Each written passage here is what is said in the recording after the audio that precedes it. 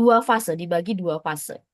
Ya, dibagi dua fase besar. Kita sebut dengan fase folikuler dengan fase luteal.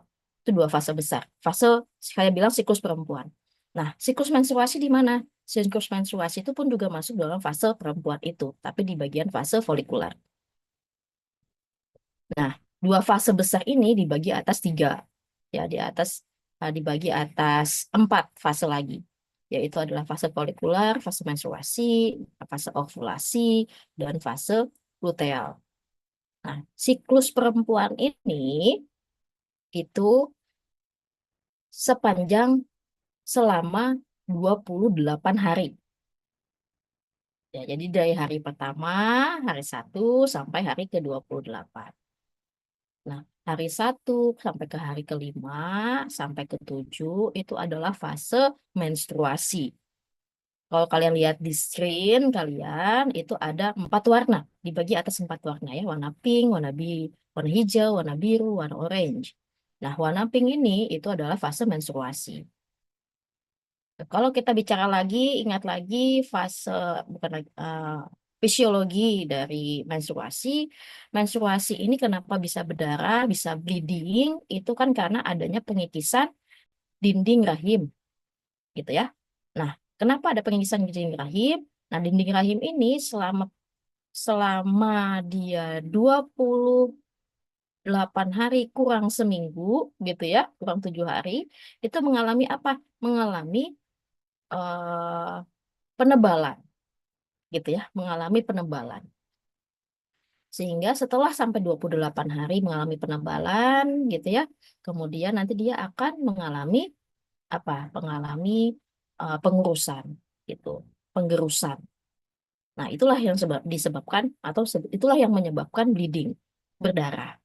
Nah, itulah yang menyebabkan menstruasi. Gitu. Nah, setelah fase menstruasi ada fase folikuler. Nah, masuk fase folikuler ini itu uterus atau eh, janin sampai rahim gitu ya, itu akan mulai thickness lagi, mulai lagi eh, menebal lagi, mulai lagi menebal lagi. Nah, kenapa bisa menebal itu tergantung ya, itu berdasarkan hormon gitu ya. Penebalan rahim, pengikisan rahim maupun penebalan rahim itu juga disebabkan oleh hormon. Ya, yaitu adalah hormon perempuan. Biasanya hormon perempuan ini kita ada eh, hormon FSH gitu ya, kalau kita bicara tentang hormon perempuan, FSH atau follicular stimulating hormone, kemudian ada juga hormon LH atau luteinizing hormone gitu ya, yang dimana FSH dengan LH ini itu khusus dimiliki oleh perempuan saja, hormon ini ya. Kenapa? Kita tahu bahwa hormon FSH ya, yang dimana dia diproduksi di kelenjar pituitari itu hormon tersebut untuk mengatur produksi maupun pematangan sel telur pada wanita. Makanya FSH itu khusus untuk wanita saja nih hormon yang dipunya, yang dimiliki. Kemudian ada hormon LH tadi, ya, luteinizing hormone. Nah, itu juga diproduksi di kelenjar pituitari. Kemudian tujuan utamanya adalah untuk ovulasi. Ya, bagaimana hormon LH ini akan eh, membantu pelepasan sel telur dari kantung telur menuju kemana? Menuju ke rahim. Seperti itu. Ya. Kemudian ada hormon-hormon yang lain. Hormon-hormonnya apa? Hormon estrogen, gitu ya. Hormon progesteron. Nah, itu ada eh, atau mempengaruhi siklus menstruasi. Tapi hormon yang saya sebutkan tadi, estrogen, progesteron, itu ada juga di jenis kelamin yang lain, yaitu jenis kelamin laki-laki pun juga memiliki itu, gitu ya. Nah, tapi beda dengan dua hormon yang pertama saya sebutkan. Nah, fase folikuler setelah fase menstruasi itu terjadi sekitar 6 sampai 7 hari, kemudian lanjut ke hari ke-10, ke-11 sampai ke-18, ke minggu ke mulai masuk ke minggu ke berapa tuh? Minggu ketiga ya, minggu ketiga, minggu kedua lah ya, hari ke-10 pertama, 10 hari kedua itu masuk fase-fasenya ovulasi atau fase subur, kita bilang ya, fase subur. Nah, kalau kalau pernah kalian dengar eh, saran dari dokter misalnya untuk suami istri, ya, di mana kalau misalnya ingin memiliki anak, lakukanlah hubungan suami istri itu pada masa ovulasi, gitu ya. Masa ovulasi biasanya 10 setelah 10 hari eh, atau seminggu setelah menstruasi. Nah, itulah simpelnya ya, seminggu setelah menstruasi. Seminggu setelah menstruasi itu masuk dalam fase-fase subur, fase-fase ovulasi. Seperti itu. Nah, setelah 1 minggu masa ovulasi, masuklah capai luteal fase. Nah, luteal fase ini itu masa akhir, gitu ya. Masa akhir pertama adalah penebalan semakin tebalnya dinding rahim, kemudian eh, rusaknya atau lisisnya sel telur karena tidak dibuahi, gitu ya. Kalau misalnya pada masa ovulasi itu sel sperma atau sel telur tersebut itu tuh gagal untuk eh, berinteraksi dengan sperma ataupun tidak ada sperma yang masuk, gitu ya, atau tidak ada interaksi antara sperma dengan sel telur. Nah, jadi masa fase luteal ini adalah masa-masa yang memang eh, tadi laisisnya sel telur jika tidak dibuahi, gitu ya.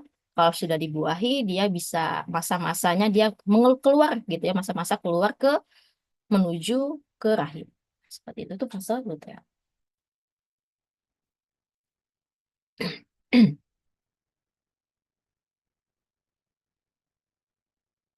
Nah, kalau berdasarkan klasifikasi, kalau kita lihat dari gambar lagi di sini, ya untuk di sini ada skala ya, 0 sampai 28. Ini adalah maksudnya adalah skala tadi, skala fase perempuan ya. Nah, di sini masuk dalam menstruasi, masa ovulasi, gitu ya, fase folikuler maupun luteal. Nah, ini kita bisa gambar tersebut dibagi atas 3 siklus ya. Jadi selain siklusnya uterus, dinding rahim, juga ada siklus hormon dan juga ada siklus ovarium. Nah, untuk siklus ovarium pada fase menstruasi yang hari 1 sampai hari ke-6 ya. Nah, di fase menstruasi kalau kita bicara tentang sel telur itu belum mengalami pematangan. Jadi dia masih pertumbuhan. Jadi masih kecil nih. Ya, masih terbentuk, kemudian masih kecil. Jadi belum matang dan tidak matang sama sekali. Gitu ya, tidak matang sama sekali. Nah, kemudian setelah eh, selesai menstruasi hari ke-4 sampai hari ke-6, nah itu juga mulai matang ya, di fase folikular itu mulai matang. Kemudian di hari ke-14 ya, tadi di hari seminggu setelah menstruasi atau 10 hari setelah menstruasi itu ada masa yang dimana sel telur tuh sudah matang dan siap untuk dibuahi, gitu ya, yang siap untuk dibuahi. Nah, namun kalau misalnya setelah fase ovulasi itu selesai, masuk dalam fase luteal, kalau misalnya tadi sel telur tidak dibuahi, dia akan apa? Dia akan rusak, dia akan mengerucut sampai dia akan hilang, dimakan esophagus, gitu ya. Nah, tapi kalau misalnya sel telur tersebut dibuahi, ya pada fase luteal tadi, ya luteal tadi, dia akan keluar dari kantung telur menuju rahim dan menempel di rahim sampai akhirnya terbentuklah janin, gitu ya. Nah, itu untuk fase ovarium, untuk di fase itu. Kemudian juga ada fase siklus hormon. Nah, kalau kita bisa lihat di sini siklus hormon, ya. Nah, kalau di hari atau di fase menstruasi, hormon-hormon estrogen, hormon LH, hormon progesteron di fase menstruasi itu jumlahnya sangat rendah, ya. Jumlahnya sangat rendah. Kecuali hormon FSH. Nah, FSH di sini cenderung tinggi, ya, lebih tinggi dibandingkan hormon yang lain. Nah, cenderung tinggi di bagian hormon yang lain. Nah, kalau untuk fase masuk dalam fase setelah menstruasi, fase folikuler, akan terjadi peningkatan yang lumayan signifikan, itu adalah hormon estrogen, ya, hormon estrogen. Dia akan mulai peningkatan sampai akhirnya di fase ovulasi estrogen meningkat dan hormon LH juga meningkat. Nah, pada fase luteal, hormon estrogen maupun LH akan turun secara drastis, tapi ada satu hormon yang meningkat, yaitu adalah progesteron. Ya, progesteron akan meningkat tajam dan progesteron dan estrogen akan menurun, namun akan kembali peningkatan, namun setengahnya dari fase ovulasi. Nah, itu. Jadi memang kalau fase luteal itu progesteron yang paling signifikan meningkat. Seperti itu. Ya. Kemudian setelah 28 hari kembali lagi, ulang lagi di pertama ke fase menstruasi. Nah, seperti itu. Nah, kalau kita lihat lagi dari siklus uterus, ya, dari dinding rahim, nah kita bisa lihat di sini di fase 0 sampai 4 hari itu ada pengikisan. Nah, pengikisan inilah yang membuat apa? Yang membuat berdarah gitu ya, mengeluarkan darah. Nah, kalau kita lihat dari fase luteal di sini, ya, kenapa juga selain pengikisan, ya, jadi selain pengikisan dinding rahim yang membuat berdarah, ternyata ternyata pembuluh darah yang ada di dinding rahim itu juga melebar. Nah, ketika mengalami pelebaran pembuluh darah, maka darah itu pun, darah segar pun akan mudah keluar. Gitu ya, akan mudah keluar. Kita bisa lihat di sini di fase luteal, semakin lama akan semakin terbuka. Gini ya. Nah, makanya darah-darah ini yang di pembuluh darah akan keluar. Tapi pada fase menstruasi, dia akan kembali lagi setelah eh, beberapa hari pada fase menstruasi, pembuluh darah ini akan kembali menutup, gitu ya. Makanya berhenti jadinya darahnya, gitu ya. Jadi setelah 7 hari itu stop menstruasi, karena sudah selesai itu pengikisan dindingnya rahim habis, pembuluh darahnya tertutup, gitu ya. Makanya selesai menstruasinya, ya. Nah, seperti itu kira-kira penjelasan singkat fase menstruasi.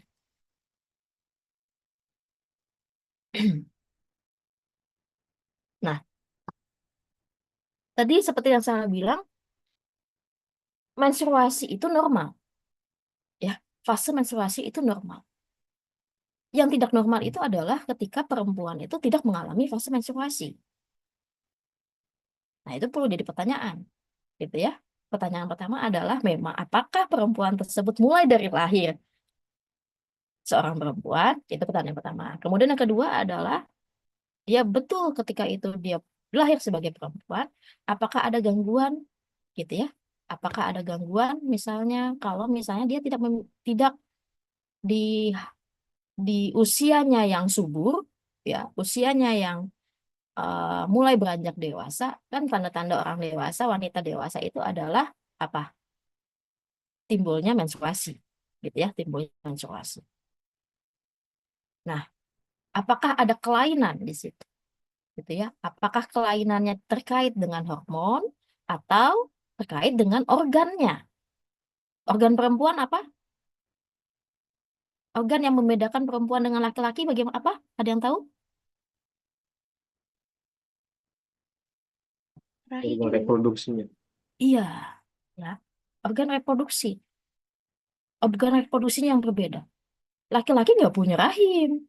Laki-laki nggak punya uterus. Ya, nah itu yang menjadi pembeda.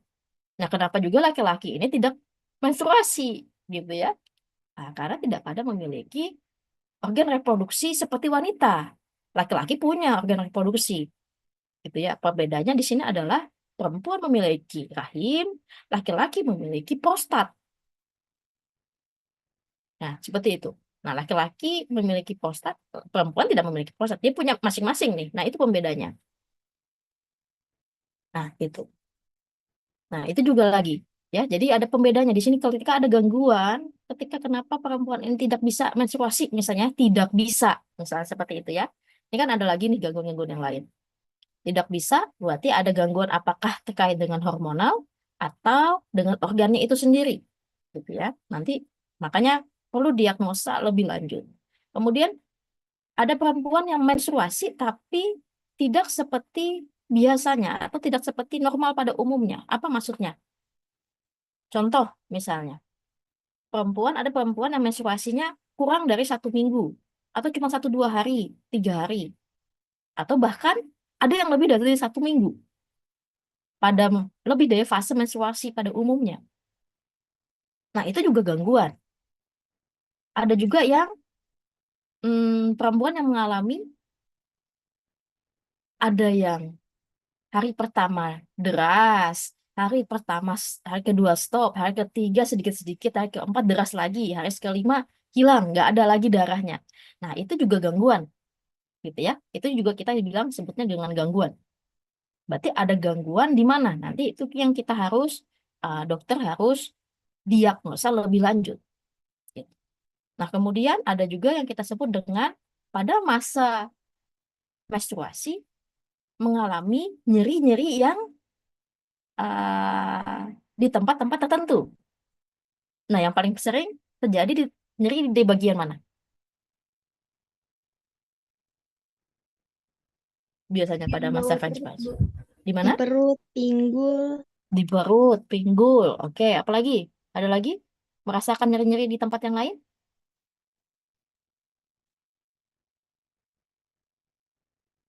Atau saya tanya deh sama mahasiswi-mahasiswi di sini. Pada saat kalian menstruasi, apa yang kalian rasakan? Letih, Bu. Mudah marah. Letih. Kemudian apa lagi? Mudah marah. Mudah marah. Kemudian apa lagi?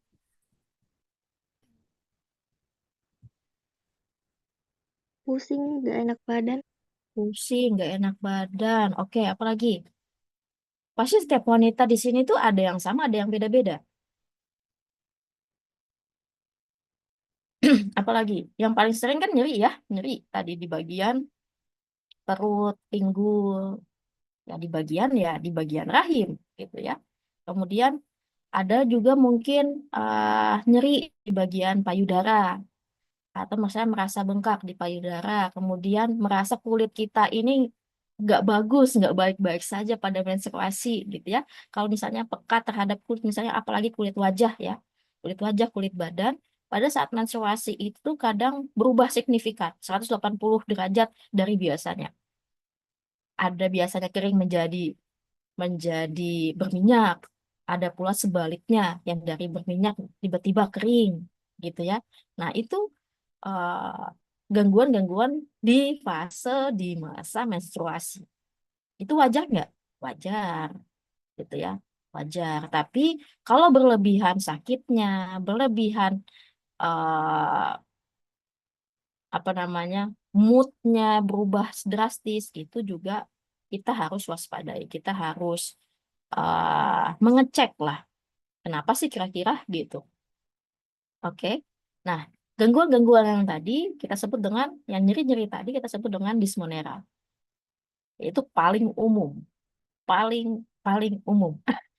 Hampir semua wanita mengalami dismonera.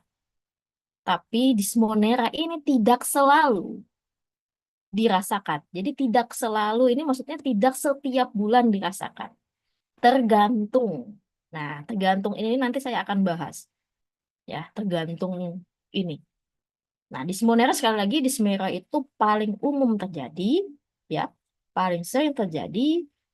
Hampir semua wanita mengalami dismonera, tapi dia tidak selalu hadir setiap bulan. Setiap bulan ini apa? Menstruasi kan tiap bulan. Nah, kehadiran dan hadir, kehadiran dan tidak kehadiran dismonera ini tergantung tadi. Nanti saya akan bahas. Kemudian selain dismonera, gangguannya kita sebut dengan premenstrual molimina. Nah, molimina ini gangguan-gangguan sebelum menstruasi. Nah, kemudian juga ada sakit sebelum menstruasi. Biasanya itu tuh ya moodnya berubah gitu ya. Kita sebut dengan pramenstruasi lah ya, sindrom. Nah, pramenstruasi sindrom. PMS. PMS. Jadi tiba-tiba moodnya sebelum menstruasi, 1 hari sebelum menstruasi itu sudah tiba-tiba moodnya tuh kayak roller coaster gitu kan. Kemudian tiba-tiba sakit kepala kah, jerawatan, dan lain-lain, itu adalah PMS.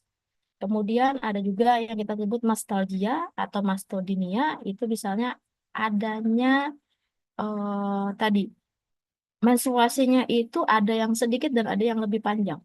Nah, itu kita sebut dengan itu.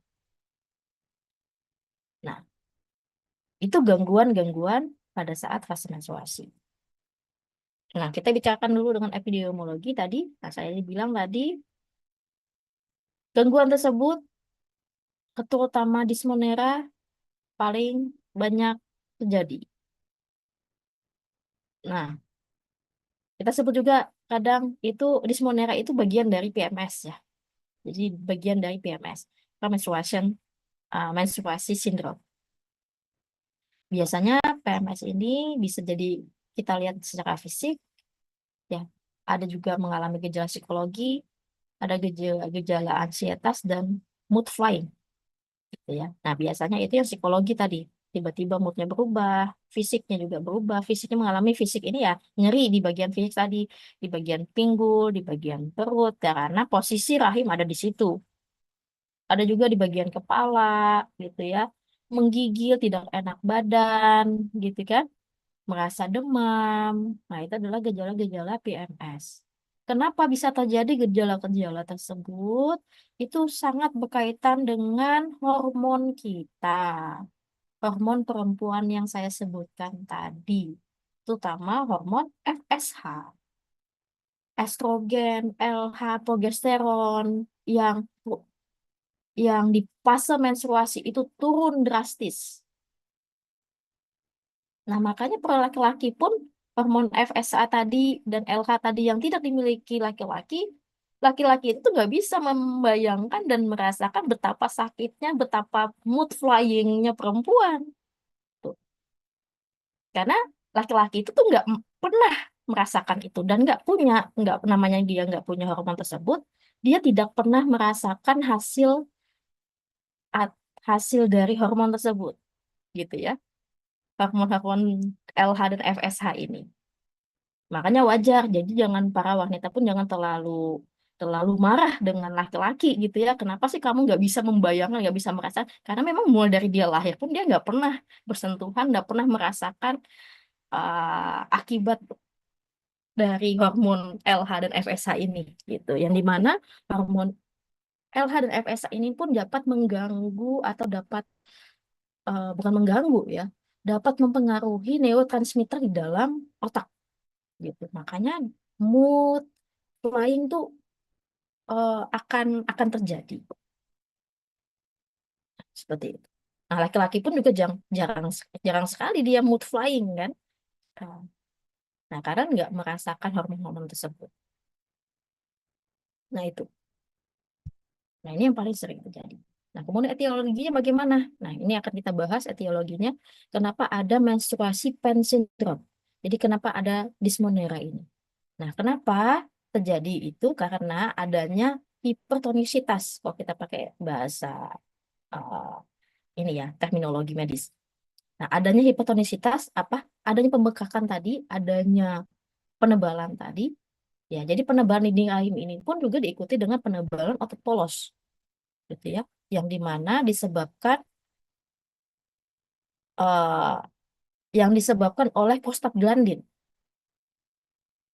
Ya, prostaglandin ini hormon prostaglandin dia juga akan menyebabkan peningkatan prostaglandin sehingga akan menyebabkan hipertonisitas tadi otot polos ini, penebalan otot polos. Nah, ketika penebalan otot polos ini, kontriksi pembuluh darah pun juga akan meningkat. Ya, kontriksi. Nah, dari kontriksi pembuluh darah ini terjadilah namanya nyeri. Terjadilah namanya peradangan. Gitu ya. Dan menyebabkan nyeri. Nah, pada saat menstruasi, terlebih pada saat menstruasi, sudah terjadi penebalan, kemudian pengikisan. Gitu ya, pengikisan lapisan endometrium tadi. Endometrium yang ada di pinggir, yang ada di dinding rahim. Nah, pelepasan lapisan endokrin juga melepaskan arachidonat, ya, yang dimana akan menstimulasi sintesis prostaglandin. Kita tahu ya, hormon prostaglandin ini akan pencetus nyeri. Ya, pencetus radang prostaglandin ini. Kalian kalau bicara tentang fisiologi lagi, kita patofisiologi prostaglandin ini pencetus nyeri. Semakin melepas lapisan endometrium, semakin menstimulasi sintesis prostaglandin, semakin nyeri. Makanya. Gitu. Nah, peningkatan sintesis prostaglandin pun juga akan menyebabkan penurunan kadar endorfin. Nah, kalau kita bicara dengan hormon endorfin, itu kan bicara tentang sensitivitas dan tidak sensitif. Semakin turun beta endorfin, maka sensitivitas terhadap nyeri pun juga semakin meningkat. Sensitivitasnya meningkat, ya, prostaglandinnya pun juga meningkat, nyerinya makin hebat. Nah, itulah yang dirasakan oleh wanita pada saat dysmenorrhea. Nyeri yang luar biasa. Bahkan nyeri yang dirasakan pada saat menstruasi itu hampir sama dirasakan oleh wanita yang mau melahirkan. Jadi para laki-laki di sini pun, kalau misalnya nih perempuan terdekat kalian mengeluh sakit, udah jangan berkomentar banyak-banyak gitu. Karena sakitnya sakit sekali, gitu ya. Sakitnya sakit sekali. Nah, seperti itu. Ya. Nah, ini juga kalian juga harus peka, kita juga harus peka di sini ya. Karena memang secara secara patofisiologi pun dijelaskan seperti ini. Bukan mood dan bukan ini ya. Tapi secara kita fisiologi pun, patofisiologi kita bisa, oh hormonnya seperti ini. Laki-laki nggak pernah memang tiba-tiba dia rendah gitu ya. Gitu. Demam aja, kecuali demam itu laki-laki ya. Demam aja sudah kayak mau mati tuh. Betul nggak? Kalau laki-laki itu ya, kalau laki-laki itu cuma merasakan demam dan nyeri badan aja dia sudah kayak merasa kematian sangat dekat. Tapi bagaimana kalau dia merasakan sakit nyerinya menstruasi wanita? Nggak tahu tuh tingkat kematiannya sebagaimana lagi. Nah, itu kira-kira ya, itu etiologinya. Kembali ke sini. Nah, selain tadi perubahan hormon tadi, peningkatan hormon prostaglandin gitu ya, prostaglandin, kemudian penurunan kadar beta endorfin, ternyata ada lagi nih perubahan siklus lagi. Jadi hampir semua siklus hormon di dalam wanita pada saat menstruasi itu berubah. Terutama pertama adalah hormon gonad, melatonin dan kortisol. Ya, jadi pada menstruasi ini nih hormon-hormon yang lain ya, 3 hormon yang tadi, gonad, melatonin, dan kortisol itu berubah. Nah, berubah. Siklusnya itu berubah semua. Tadi estrogen, progesteron, LH itu hampir tidak ada. Hampir turun secara signifikan mendekati 0%, meskipun ada, ya. Pada menstruasi itu turun semua, sehingga mengalami perubahan hormon-hormon yang lain juga. Dan PMS pun juga menyebabkan pada saat menstruasi, gitu ya, menstruasi, PMS ini disebabkan interaksi antara steroid ovarium dengan neurotransmitter, neurohormon dan neuropeptida. Nah, hormon-hormon tadi ya, hormon MSF, FSH, nah itu memiliki interaksi yang cukup kompleks, yang agak susah untuk kita jelaskan. Perlu perlu waktu yang panjang untuk kita penjelaskan PMS ini ya, gitu. Tapi adanya interaksi kompleks ini, terutama di bagian di bagian sistem saraf pusat. Makanya bukan hanya nyeri di bagian perut saja, tapi kita juga kadang nyerinya di bagian kepala, gitu ya, nyerinya di bagian kepala. Kemudian mood flying, gitu ya, moodnya berubah-ubah dan lain. Nah, hormon ovarium pun juga berubah, ya. Antaranya apa hormon ovarium? Pertama 17 beta estradiol, kemudian hormon inhibin, progesteron, testosteron juga akan berubah. Jangan salah ya, hormon testosteron juga dimiliki oleh perempuan, tapi jumlahnya sedikit dibandingkan dengan hormon laki-laki. Dibandingkan dengan laki-laki yang memiliki hormon testosteron yang cukup tinggi. Nah, tidak sebaliknya juga sama. Hormon progesteron, estrogen dimiliki oleh juga laki-laki. Oke. Nah, selain hormon yang tadi, ya selain tadi perubahan ini juga terjadi perubahan pada densitas platelet 5 HT transporter, yang dimana adanya perubahan densitas penurunan ini akan mempengaruhi sistem serotonergi, ya, sistem serotonergi, dan akan mempengaruhi jumlah kadar GABA, ya. Jadi pada saat wanita menstruasi, kadar GABA dalam plasma akan rendah. Makanya semua perasaan yang tidak nyaman pada perempuan pada saat menstruasi itu dirasakan. Karena tadi lonjakan dan perubahan yang signifikan itu selama 7 hari. Ya, atau fase menstruasi.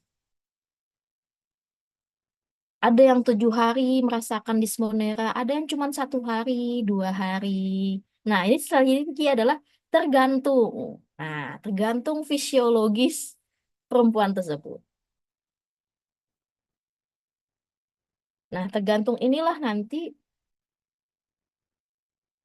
akan mempengaruhi treatmentnya, akan mempengaruhi terapinya. Ya, akan mempengaruhi terapinya. Nanti kita akan bicara tentang terapinya. Bagaimana sih caranya menghindari, mengurangi, menghilangkan, mencegah terjadinya nyeri-nyeri atau perubahan lonjakan, perubahan-perubahan, perubahan-perubahan dari lonjakan hormon, gitu ya, atau penurunan hormon. Sekali lagi, inti dari segala inti, menstruasi ini mempengaruhi apa? Hormonal. Ya, pada saat fase menstruasi akan mempengaruhi hormonal. Nah, itu intinya. Di sini ya, saya jelaskan etiologinya ini. Nah, itu untuk nyeri, dismonera, PMS, ya etiologinya. Tapi ada juga yang perimenopause. Ini juga gangguan pada wanita. Gitu ya, gangguan pada wanita, gangguan pada fase menstruasi. Apa yang dimaksud menopause? Ada yang tahu? Pernah dengar kan bahasa menopause? Ada yang tahu nggak? Apa itu menopause? Ada yang mau menjelaskan ke saya?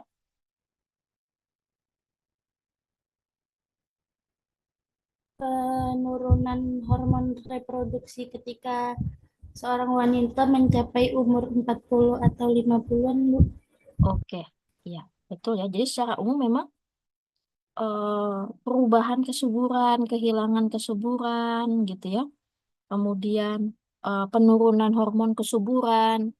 Oke, iya, itu secara umum orang-orang tahu seperti itu. Jadi fase menstruasi, ya, jadi seperti ini.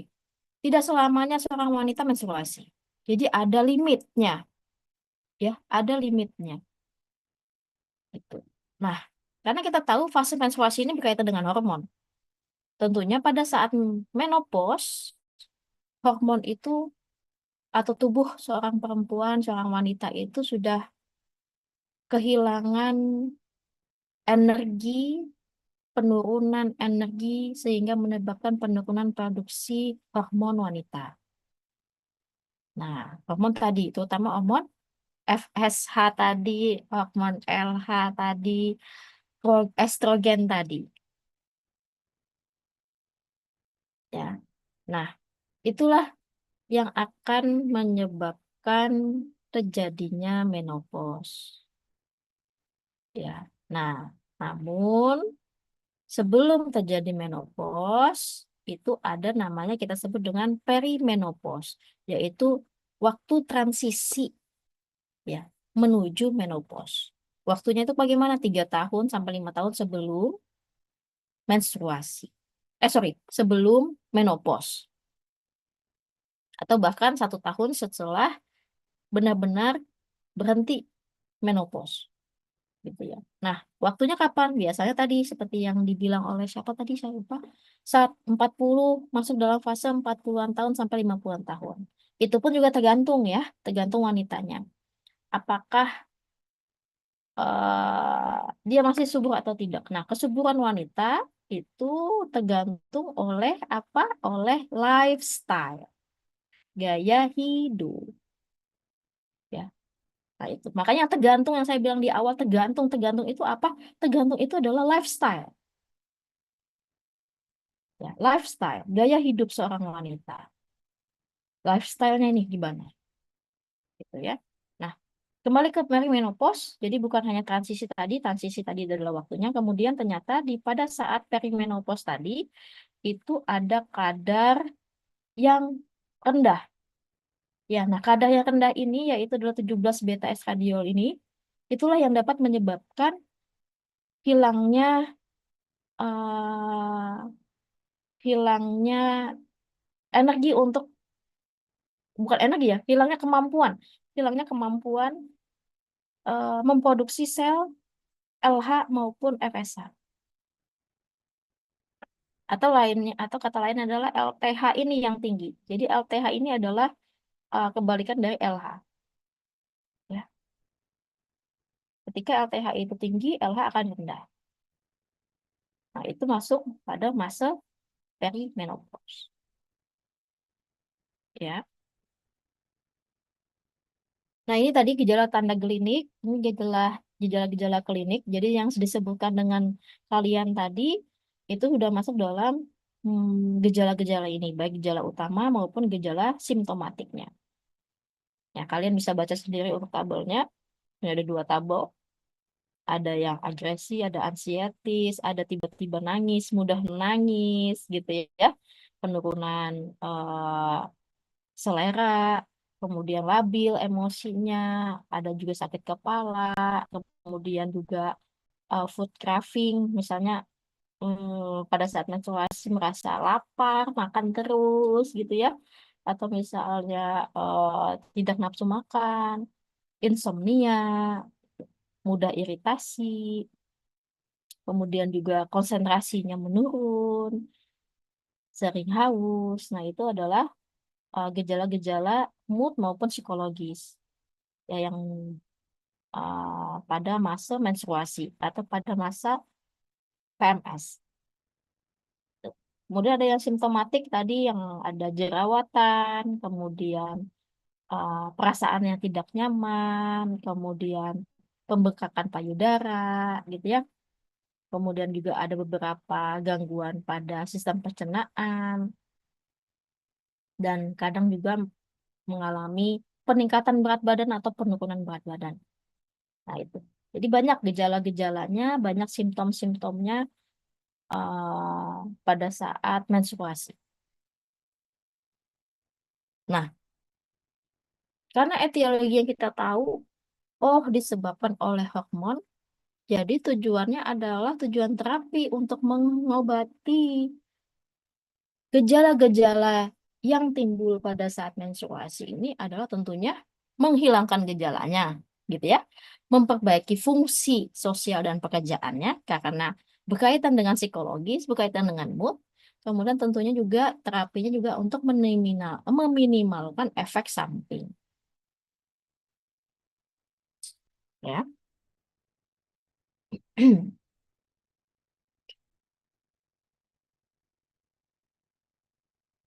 Nah, strategi terapinya atau treatmentnya apa? Tadi, ya saya yang bilang tergantung itu adalah gaya hidup. Sehingga terapinya itu adalah mengubah pola hidup, mengubah gaya hidup untuk meminimalkan pencetus. Pencetus apa? Pencetus ini itu mencetus perubahan hormon yang lebih lagi atau meminimalisir efek samping dari perubahan hormon. Ya. Nah, itu strateginya perubahan pola hidup, kemudian menghilangkan gejala, yang menyertai, yang timbul pada saat menstruasi, kemudian memodifikasi ketidakseimbangan neurotransmitter maupun hormonal, kemudian juga menekan ovulasi. Menekan ovulasi ini apa? Jadi ada terapi-terapi yang menekan ovulasi, contohnya adalah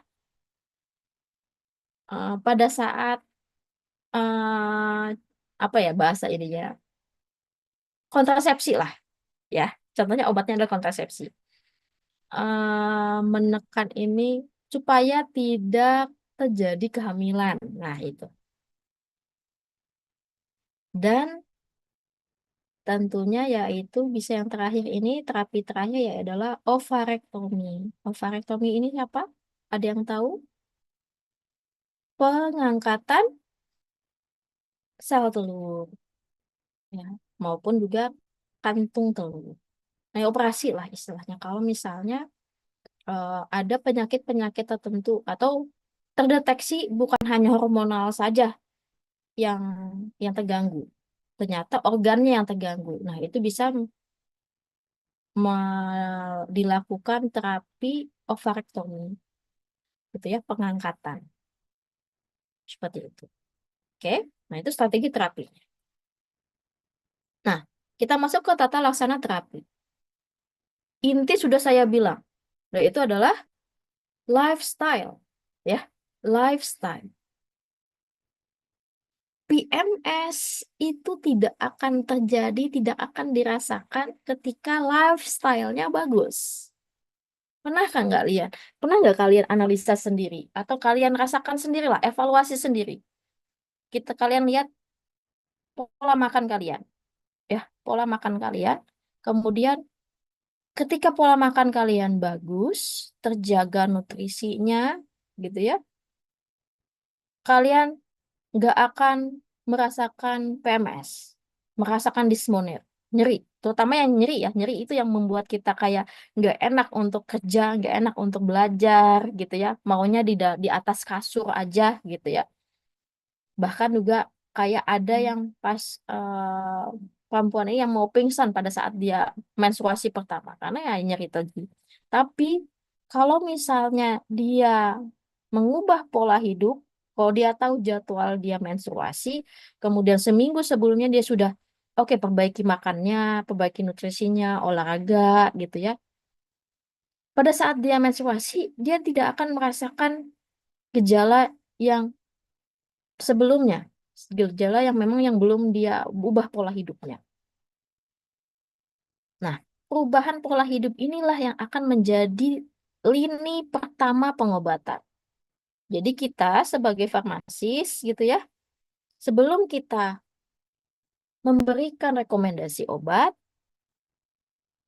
rekomendasi lini pertama yang harus kita berikan gitu. Makanya edukasi duluan ini. Jadi beda ya dengan gangguan yang lain, pengobatan pasien penyakit yang lain. Nah, gangguan menstruasi lini pertamanya adalah non farmakologi, yaitu adalah diet. Diet ini dalam artian bukan diet membatasi makanan ya, gitu ya, tapi membatasi makanan tertentu, keseimbangan nutrisi dulu, gitu ya, nutrisinya dijaga dulu, nutrisinya dibaiki, makan sayur, gitu ya, makan buah yang penuh dengan nutrisi. Kemudian menjalani juga diet, diet rendah, membatasi garam, membatasi asupan lemak, membatasi kafein. Ya, ternyata kafein ini pun punya efek yang lumayan berefek ya gitu. Bukan kan kalau kita tahu ada dosis kafein yang akan ketika kafein itu dengan dosis tertentu dapat menjadi apa? Menjadi anti nyeri. Itu kafein. Tapi ada juga kalau ketika kafeinnya berlebihan, dia akan mencetus apa? Mencetus nyeri, pencetus radang. Nah, makanya pada saat menstruasi itu kafeinnya dibatasi. Jangan dulu terlalu banyak minum kafein. Atau mau di stop dulu nggak masalah. Pada saat menstruasi stop aja dulu. Pada saat kita awal-awal menstruasi, stop kafein. Kemudian apa? Kemudian olahraga. Ya, olahraga gitu ya. Seminggu sebelum ini atau misalnya sudah punya habit olahraga tiap hari atau olahraganya seminggu 3 kali, itu dismoneranya kurang, nyerinya kurang. Pasti kayak gitu. Kalian akan merasakan itu. Ya. Kemudian tidur yang teratur, kemudian tidak merokok, tidak minum alkohol, ya. Nah, itu pun juga akan membantu perubahan-perubahan tersebut akan membantu mencegah dan menurunkan dan menghilangkan rasa dismonera. Saya yakin, ya. Ini bukan hanya sekedar omongan. Coba kalian ikuti, ya. Karena saya juga mengikuti ini. Makanya kadang kalau saya nggak ngikutin, ini saya pribadi ya, kalau saya nggak membatasi makanan saya, tidak diet, tidak nutrisinya nggak bagus, saya akan mengalami dismonera. Tapi kalau saya nutrisinya tetap saya jaga, saya nggak akan mengalami rasa nyeri, merasakan dismonera. Karena udah saya rasakan sebelumnya. Makanya ini pun juga seluruh dunia menyarankan perubahan pola hidup ini adalah sebagai lini pertama dari gangguan PMS. Gitu ya. Kemudian ada lagi juga bisa kita juga lakukan terapi non farmakologi yang lain. Contohnya misalnya terapi eh, inframerah ya untuk menurunkan tingkat nyeri misalnya seperti itu.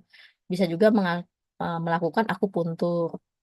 Bisa juga manajemen emosi, stres gitu ya. Atau minum suplemen nutrisi. Kalau misalnya kita kan sibuk ya. Saya tahu mahasiswa itu sibuk, super sangat sibuk. Jadi nutrisinya pun nggak terjaga. Atau apalagi saya nggak sempat masak, Bu. Ya.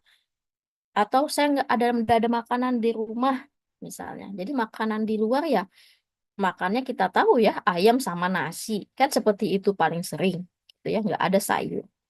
Nah, perlu ada tambahan suplemen lainnya.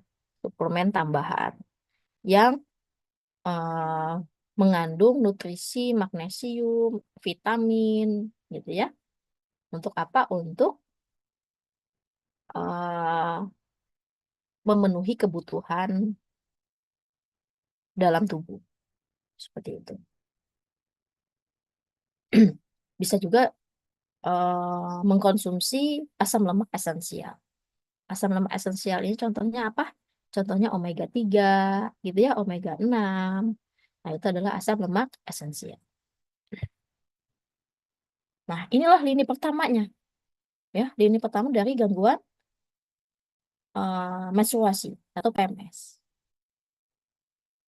Nah, baru kita masuk ke lini kedua. Nah, lini kedua dan ketiga inilah dikasih obat, gitu ya. Kalau nggak sempat nih lini pertama dilakukan, barulah kasih obat. Bu, nyerinya sudah tidak tahan lagi. Ya, apa yang kalian minum? Tentu NSAID, ya, non steroid. Contohnya apa? Obatnya ibuprofen, ketoprofen, naproxen sodium itu boleh dikonsumsi. Ya, bisa lininya yaitu adalah pilihannya adalah NSAID. Atau alternatifnya adalah asam mefenama. Kenapa asam mefenama tidak menjadi lini kedua? Ada yang tahu?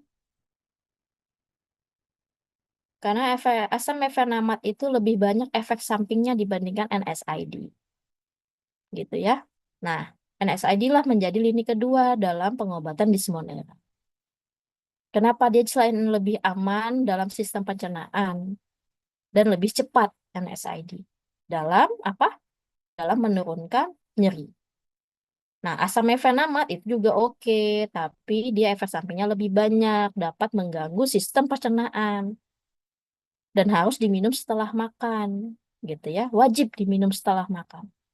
Kalau dikurang untuk mengurangi apa? Untuk mengurangi efek samping dari sistem pencernaan tersebut. Jadi memang harus hati-hati nih dikasih atau diminum asam mefenamat. Nah, seperti itu. ya. Nah, kemudian kalau misalnya itu dismonera. Tapi kalau misalnya dia retensi cairan, ya. Jadi ada beberapa perempuan dia mengalami retensi cairan. Nah, retensi cairan ini adalah apa? Kurangnya keluar cairan ya. Jadi dia ada mengalami pembengkakan, edem, kebanyakan cairan. Kita bisa tahu kalau misalnya kalian udah belajar belum ya? Bagaimana kita bisa mengenal bengkak itu bengkaknya ini nih karena bengkak inflamasi atau bengkak cairan. Pernah nggak kalian diajarkan seperti itu?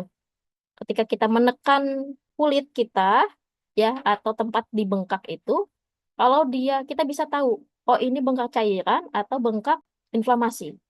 Nah, biasanya kalau bengkak cairan, jika kita tekan, dia akan apa? Dia akan lama kembali normal. Nah, itu adalah bengkak cairan. Nah, kalau terjadi seperti itu, kita harus membatasi garam, membatasi konsumsi garam, atau bisa juga memberikan treatment atau memberikan obat spironolakton, golongan-golongan diuretik. Ya, golongan-golongan diuretik. Bisa spironolakton kah, HCT kah, ya, yang untuk mengeluarkan diuretik kita, mengeluarkan cairan, gitu, karena mengalami pembengkakan atau mengalami uh, retensi cairan. Ya. Nah, tapi retensi cairan ini kan jarang ya terjadi ya, jarang, gitu, jarang. Tapi kalau misalnya ada pasien yang mengalami gejala retensi cairan, kita bisa memberikan alternatif yaitu obat diuretik, gitu ya. Nah, kemudian mastalgia. Jika sindromnya adalah mastalgia,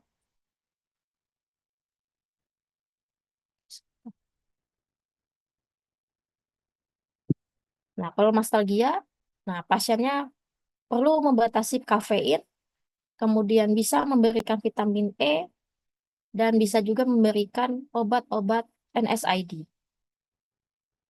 Ya, NSAID. Nah, obat alternatifnya bisa juga menggunakan golongan-golongan obat-obat hormonal. Ya, seperti kontrasepsi oral, GnRH agonis, gitu ya. Itu kita bisa memberikan alternatif tersebut. Tapi kalau untuk non-obat, kita bisa memberikan vitamin vitamin E, dikonsumsi terus setiap hari, atau membatasi pembatasan kafein. Gitu. Oke. Kemudian kalau misalnya mengalami migrain. Nah, migrain tentu yang utama yaitu adalah stop kafein. Ya, jangan dulu minum kafein ya kalau memang punya riwayat migrain. Kemudian dia menstruasi timbul migrain. Kemudian bisa juga selain menstop kafein diberikan apa? Diberikan NSAID. Biasanya naproxen gitu ya kalau untuk obat migrain. Golongan sensen. Nah, itu. Ya, biasanya ibuprofen dia tidak tidak tidak berefek. Ya kalau migrain ya, kalau kalian tahu migrain itu kan kiri kanan.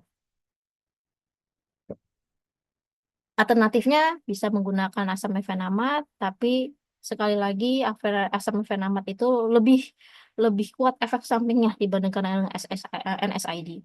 Kemudian juga bisa menggunakan inhibitor COX-2, jadi khusus obat-obat yang memang menghambat COX-2. Bisa juga menggunakan akupuntur atau terapi hormonal lainnya. Ya, kalau kita bilang terapi hormonal itu tuh kenapa menjadi alternatif? Karena biaya ya. Kalau bicara biaya, terapi hormonal lebih mahal, gitu ya. Hormonal lebih mahal, meskipun efeknya bagus. Ya, kalau terapi hormonal itu kalau kita berikan terapi hormonal, dia bukan hanya menghilangkan nyeri, tapi juga menghilangkan simptomnya, akan menghilangkan migrainnya, gitu. Itu terapi hormonal. Tapi ya itu tadi, masalahnya adalah biayanya cuma lumayan gede kalau untuk hormonal, gitu ya. Nah, itu uh, makanya dijadikan alternatif. Kemudian insomnia. Nah, ini juga gejala yang memang kadang terjadi pada perempuan pada saat menstruasi. kalau insomnia tentu jangan minum kafein gitu ya. Kalau enggak ya nggak bisa tidur. Bisa eh, kemudian bisa diberikan melatonin atau valerian. Jadi hormon-hormon yang bisa mengurangi insomnia. Nah, alternatifnya apa? Alternatifnya bisa diberikan obat-obat psikiatris, psikotropis, psikotropis. Ya, contohnya adalah benzodiazepin misalnya, zolpidem, trazodone, ya. Nah, itu obat-obat memang obat insomnia dan masuk dalam golongan antipsikotropika. Itu alternatifnya. Makanya kenapa jadi alternatif obat-obat ini karena masuk dalam psikotropika, gitu ya. Kemudian kalau misalnya gejalanya ansietas. Nah, pengobatannya yaitu adalah SRI. Tentunya adalah serotonin, ya. Nah, itu.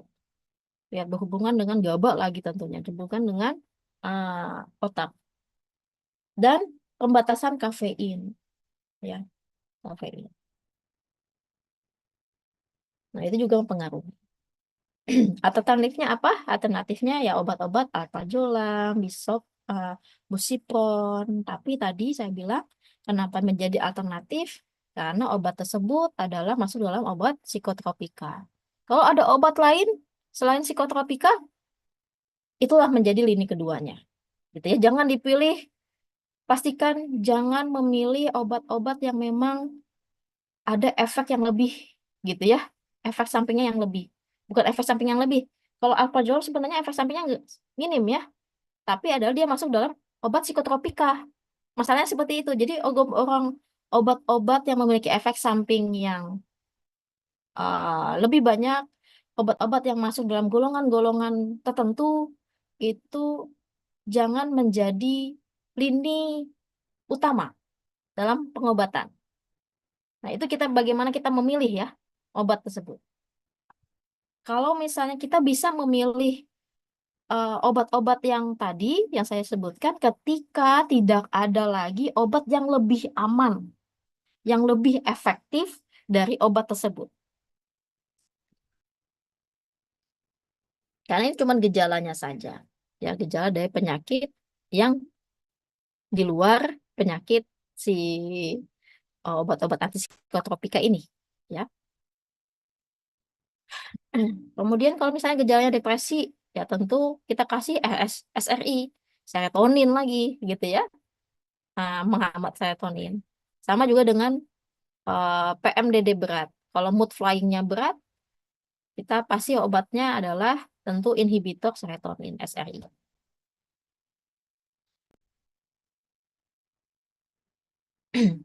Nah, kalau menopause bagaimana? Ya, nah, menopause itu kita tidak bisa hambat, tapi di perimenopause inilah yang kita bisa perpanjang waktunya dan simptomnya, menghilangkan simptom perimenopause ini. Nah, kalau tadi etiologi kita tahu bahwa estradiolnya ini menurun, maka untuk mengurangi simptom dari perimenopause tentunya kita akan menambahkan estradiol tadi dari luar, ya, dari luar.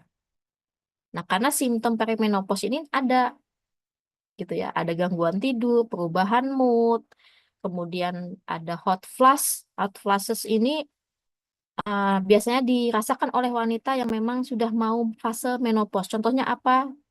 Flush ini dia akan merasa panas di bagian wajah sampai dada, ya, sampai dada gitu, sampai badan bagian atas. Nah, itu dia akan merasa panas. Nah, itu kita sebut dengan hot flushes. Itu juga gejala yang paling sering terjadi pada saat mulai masuk perimenopause. Nah, itu bisa kita obati ya dengan penambahan 17 beta transdermal estradiol. Ya, jadi hormon dari luar, hormon estradiol dari eksogen tadi.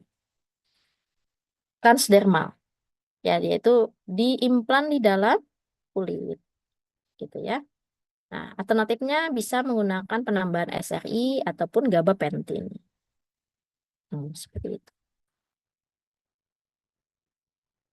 Nah, ini tata laksana terapi, kalian bisa baca sendiri ya. Nah, di sini tata laksana terapi ini, jadi ada pasien, sebenarnya pasien-pasien yang mengalami PNS itu kan nggak semua dikasih obat.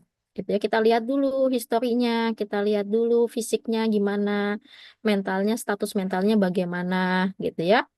Nah, kalau misalnya memang ada yang kelihatan dari fisik maupun psikiatrisnya, kita langsung treatment. Tapi ada juga nih yang baik fisik maupun psikiatrinya itu tuh nggak kelihatan gitu ya. Nggak kelihatan. Nah, itu harus juga dikonfirm ulang, didiagnosa ulang lagi. Nah, ini diagnosa ini sih tugasnya dokter ya.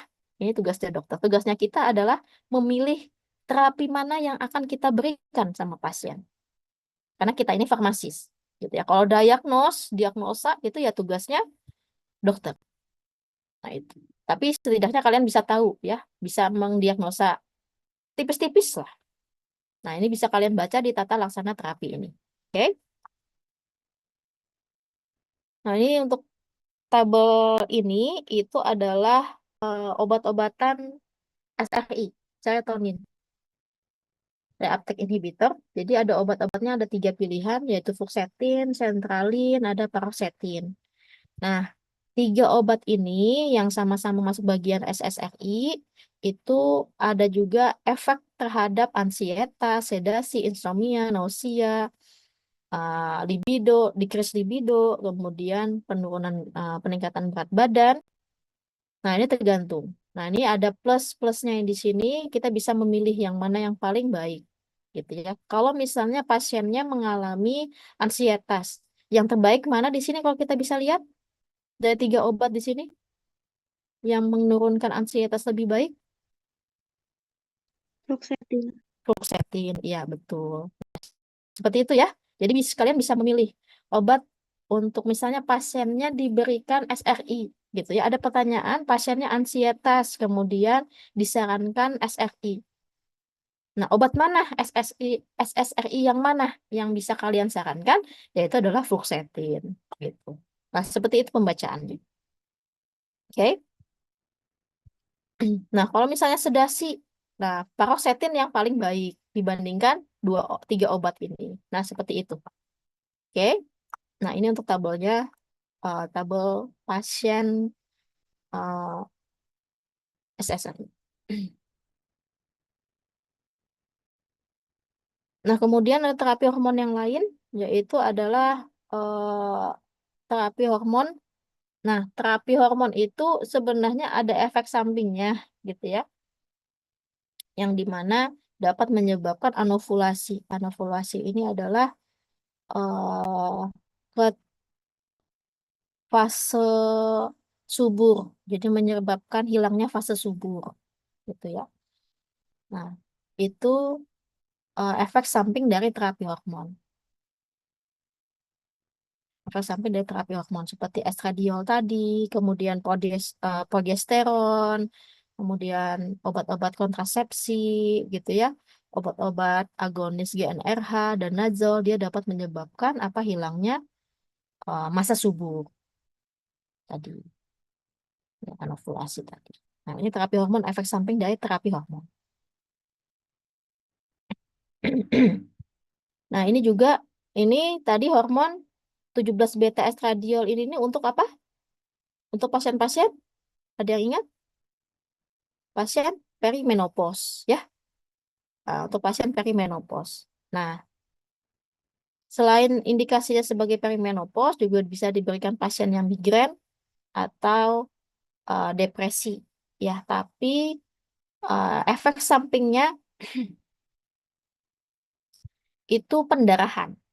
Jadi efek sampingnya ini adalah pendarahan ya. Sehingga ketika misalnya pasiennya harus diberikan obat ini, pasien tersebut juga harus diberikan progesteron gitu ya. Harus diberikan juga progesteron. Untuk apa? Untuk menurunkan proliferasi seluler dan untuk menurunkan sintesis estradiol yang dimana menyebabkan resiko endometrium hiperplasia. Membengkakkan tadi dinding rahim lagi, kemudian juga bisa juga menyebabkan adenokarsinoma. Nah, seperti itu.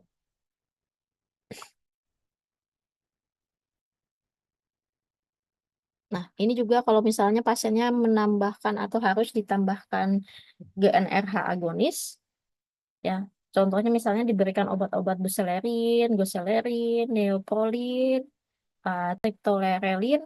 Nah, ini harus hati-hati juga ya karena efek sampingnya ini dapat menurunkan stimulasi ovarium ya untuk melepaskan estradiol tadi dan progesteron. Jadi dia juga akan menyebabkan apa? Tadi hiperplasia dari endothelium.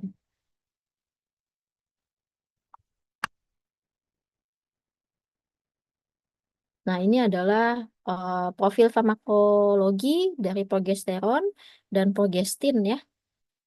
Nah, progesteron maupun progestin yang kita tahu ini masuk dalam bagian obat-obat kontrasepsi oral ya. Kalau misalnya kalian pernah lihat pil KB, ibu kalian, kakak-kakak kalian yang minum pil KB gitu ya, itu isinya adalah progesteron atau eh, grup dari progestin ya. Kalau misalnya kalian di rumah tuh, lihat. Kalau misalnya ada, kalian bisa lihat di situ. Atau misalnya konsumsi nih, kalau misalnya kalian pernah umroh atau pernah melakukan ibadah haji untuk menghambat menstruasi gitu ya, mencegah menstruasi pada saat umroh, pasti kalian disuruh minum apa? Obat KB, obat pil KB. Pernah dengar nggak?